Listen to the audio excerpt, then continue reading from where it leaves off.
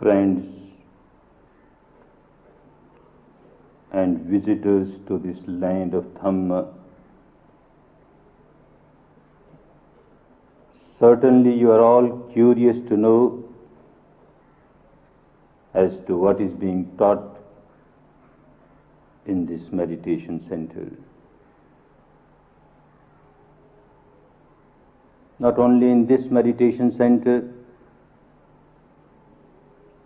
but in all the Vipassana meditation centers in the country and abroad,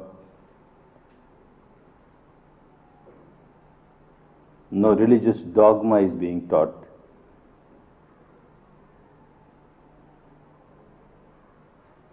Only a way of life is taught. How to live peacefully, how to live harmoniously within, and how to generate nothing but peace and harmony for others. An art of living,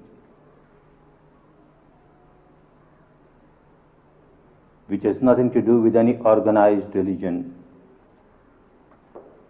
nothing to do with any blind belief or dogma, rites or rituals.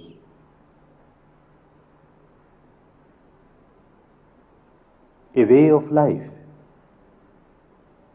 a good way of life.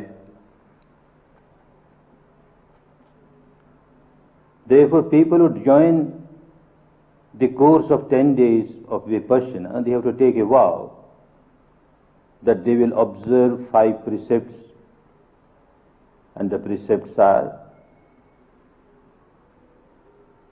that I will abstain from killing, I will abstain from stealing, I will abstain from sexual misconduct, I will abstain from speaking lies, I will abstain from taking any kind of intoxicants.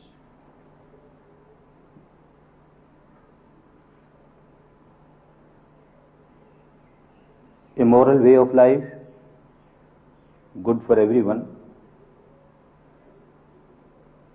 accepted by every religion,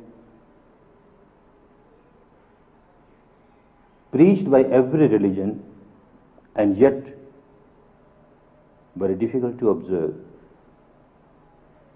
And the main reason why it is difficult to observe is that one has no control over one's mind. A drunkard knows very well that I should not drink. A gambler knows very well that I should not gamble. Similarly, anyone indulged in any kind of misconduct knows very well, this is not good for me, I should not do it. And yet, one cannot abstain from doing that because one has no control over the mind. Therefore, after taking these 5 precepts, the first thing that is taught is how to develop mastery over one's own mind. To develop mastery over the mind, one has to train the mind to get concentrated on one object or the other. And the object that is given here is universal, because the whole path is universal. It is not sectarian. It has nothing to do with any organized religion. Therefore, the object of concentration of the mind is also universal. It is not sectarian. The student is asked to develop the concentration of the mind by observing one's own respiration. Pure respiration, bare respiration, natural respiration, as it comes in, as it goes out. Just keep on observing it. Do nothing. Never try to regulate the breath. Let the nature play its own role. If the breath is deep, you are just aware it is deep. If it is shallow, you are just aware it is shallow. If it is passing through left nostril, you are aware it is passing through the left nostril. If it is passing through the right nostril, you are just aware it is passing through the right nostril. That's all. Just remain aware. Awareness. Awareness of your own respiration as it comes in, as it goes out naturally.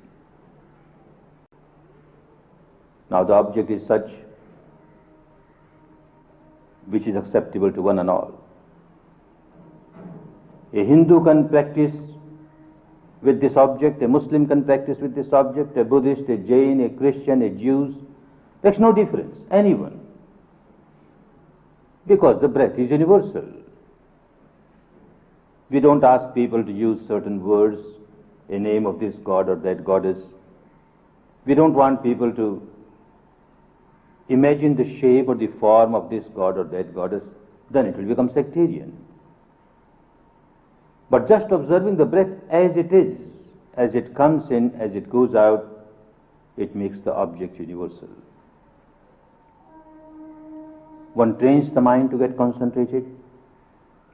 That means one develops the mastery over one's own mind. But this alone is not sufficient. One may be master of one's own mind and yet may be involved in unwholesome actions, physical as well as oral, and may harm others. The next step, and very important step, is to get the mind purified. If the mind is purified and one has control over the purified mind, then there is no danger of misusing it. A purified mind cannot harm anybody. And the next step to purify the mind is again non-sectarian, it is universal. One is asked to observe one's own mind. One is asked to observe the biochemical reactions in the body because of the mind and mental contents.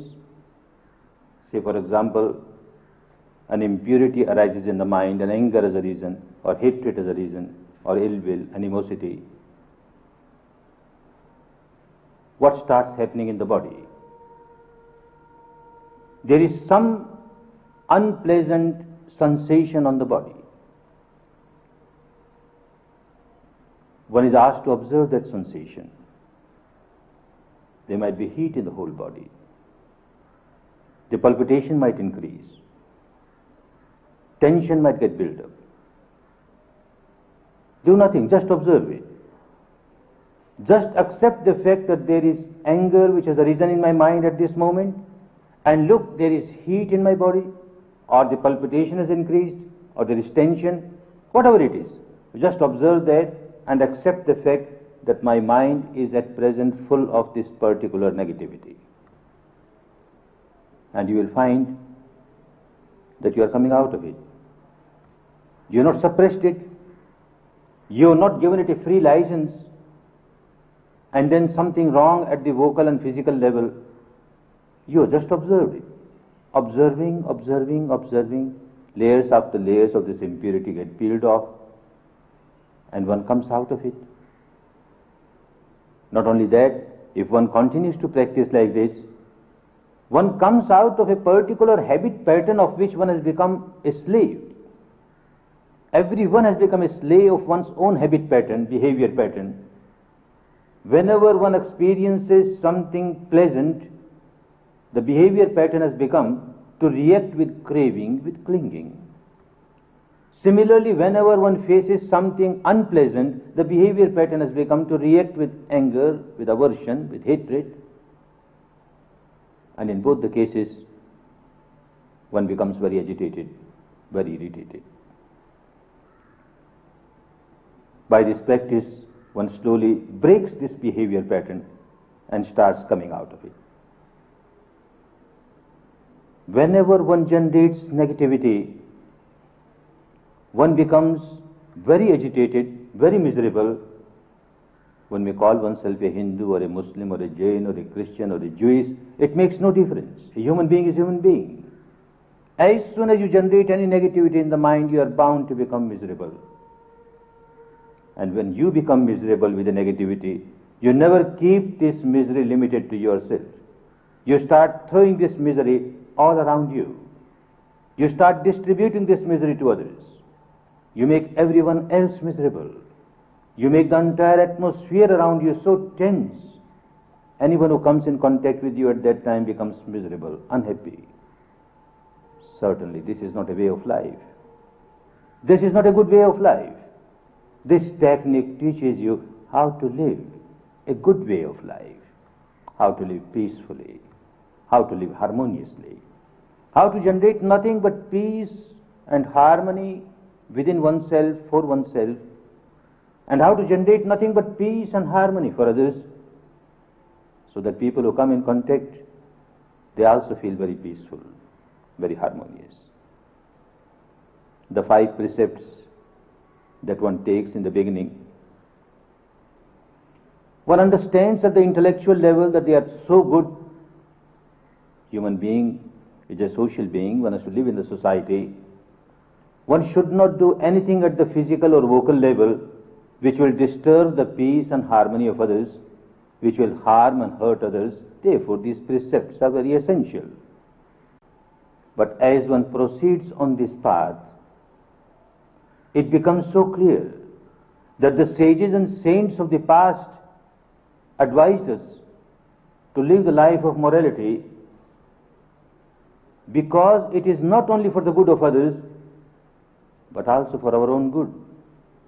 The meditator starts realizing that whenever I perform any unwholesome action at the vocal level or at the physical level, I can't perform it unless I generate some negativity or the other, some impurity or the other in my own mind. If I have to kill somebody, I must generate tremendous amount of anger, hatred, ill will, and then only I can kill somebody. Similarly, for every vice, every unwholesome action of the body or the speech, one has to generate some defilement, some impurity in the mind. And it becomes so clear to a meditator of Vipassana, because Vipassana is nothing but to observe the reality, the truth within oneself from moment to moment. Observing this truth from moment to moment, one starts realizing that whenever I have generated any negativity in my mind, I have become very miserable, very miserable. So whenever I try to harm others, at the physical level or vocal level, I can't harm anybody unless I have first harmed myself. Because I have to generate negativity in my mind to harm others, and when I start negativity in my mind, I become miserable. So I have been generating misery for myself. Now it becomes so clear that when I observe these 5 precepts, I am not obliging anybody. I am obliging myself. I am doing all this for my own good.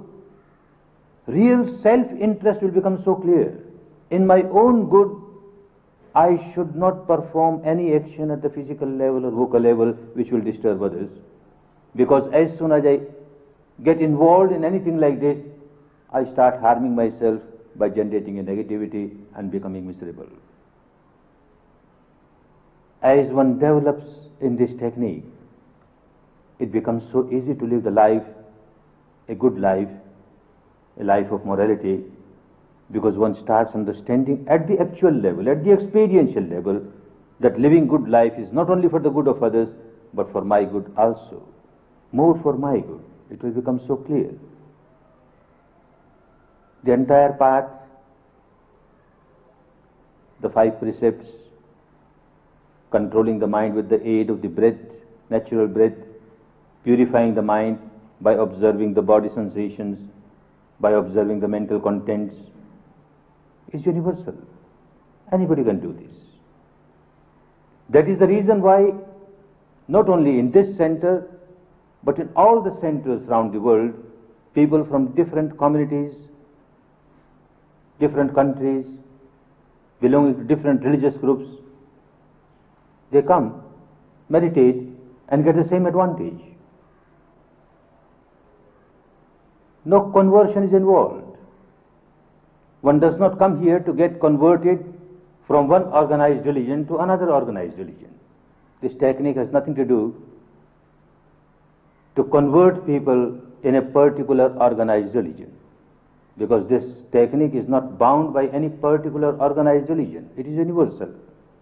Although taught by Gautama the Buddha, but his teaching was universal. He was not interested in converting people in any particular sect. He was not interested to establish a sect. Suffering humanity, if they get this wonderful technique, they will come out of their misery. And in the same tradition, people are given this technique so that they come out of their misery. A Hindu may continue to call himself a Hindu for the whole life, a Muslim, a Christian, a Jain, a Buddhist. Makes no difference. One becomes a good human being. And the technique, the Dhamma, the universal Dhamma, is to make you a good human being. If one is not a good human being, how can one be a good Hindu, or a good Muslim, or a good Christian, or a good Buddhist, or a good Jain? Good human being. Therefore, no conversion as such is involved. Although conversion is involved, the conversion is that you will get converted from misery to happiness. You will get converted from bondage to liberation. You will get converted from ignorance to enlightenment. Take advantage of this technique. May all of you find time to give a trial to this technique for your own good and for the good of many, for the benefit of many. May you all take advantage of this technique and come out of your misery to enjoy real peace, real harmony, real happiness. May all of you enjoy real peace, real harmony, real happiness, real happiness.